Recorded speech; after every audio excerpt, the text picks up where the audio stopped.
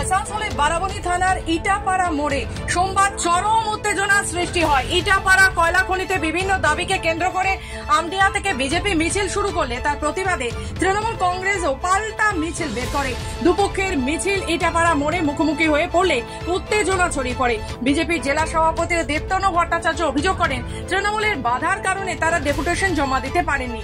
যদিও এই অভিযোগ অস্বীকার করেছেন তৃণমূল বারাবণী ব্লক সভাপতি অসিত সিং। তার দাবি, সাধারণ মানুষ নিজেরা প্রতিবাদ জানিয়ে বিজেপির মিছিল রুখে দেন। দুপক্ষের মধ্যে উত্তেজনা জেরে আসানসোল গৌরান্ডির রাস্তা কিছুক্ষণ অবরুদ্ধ হয়ে পড়ে। পরে বারাবণী থানার বিশাল পুলিশ বাহিনী পরিস্থিতি নিয়ন্ত্রণে আনে এবং দুপক্ষকেই সেখান থেকে সরিয়ে দেয়। দেখুন, এই মাইন্সটা কিন্তু অনেক কষ্টে চালু করেছে এলাকার মানুষ, এবং ম্যাক্সিমাম চাকরি যাদের হয়েছে, যাদের জমি গেছে তাদেরই হয়েছে চাকরি। এখানে বিজেপির কিছু উচ্ছিষ্ট ব্যক্তি আছে, তারা চাইছে এখানে তোল্লা আদায় করতে।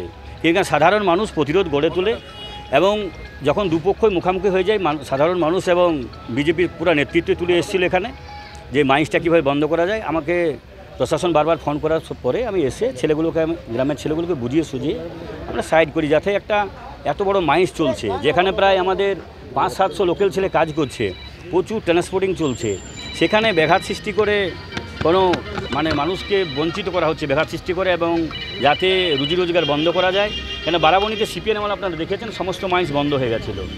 এখন সিপিএম আর আমাদের কিছু উচ্ছিষ্ট মানুষ বিজেপিতে গিয়ে তারা চেষ্টা করছে একই ধাঁচে যাতে এখানে বন্ধ করা যায়, কিন্তু এখন এখানে ম্যাক্সিমাম মানুষ সচেতন, জানে, তাই মানুষ আজ প্রতিরোধ গড়ে তোলে এবং তারা ডেপুটেশন দিতে পারেনি। দেখুন, আমরা একটা গণতান্ত্রিক পদ্ধতি মেনে একটা ন্যায্য দাবি নিয়ে, স্থানীয়দের কর্মসংস্থানের দাবি এবং মাইন্সে যারা কাজ করছে তাদের শ্রমিক হিসেবে তাদের ন্যায্য অধিকার আছে যেটা, তার সুরক্ষার দাবিতে, তাদের সেটা মেনটেন করার দাবিতে আমরা এখানে ডেপুটেশন দিতে এসেছিলাম। আগে থেকে ইনফরমেশন দিয়েছিলাম, পুলিশকে দিয়েছিলাম, অথরিটিকে দিয়েছিলাম। তা আমরা যখন এখানে এলাম দেখতে পেলাম তৃণমূলের হারমাত যারা, তারা ওখানে বাঁশ লাঠি নিয়ে ওখানে দাঁড়িয়ে আছে। পুলিশ আমাদেরকে আটকালো, পুলিশ আমাদেরকে বলছে, রিকোয়েস্ট করছে আপনারা চলে যান। একটা গণতান্ত্রিক পদ্ধতিতে আমরা আন্দোলন করছি নোটিশ দিয়ে, একটা বড় পার্টি, আমরা দেশ চালাচ্ছি আমাদের পার্টি, সেই পার্টিকে পুলিশ এখানে বলছে যে আপনারা উইথড্র করে চলে যান।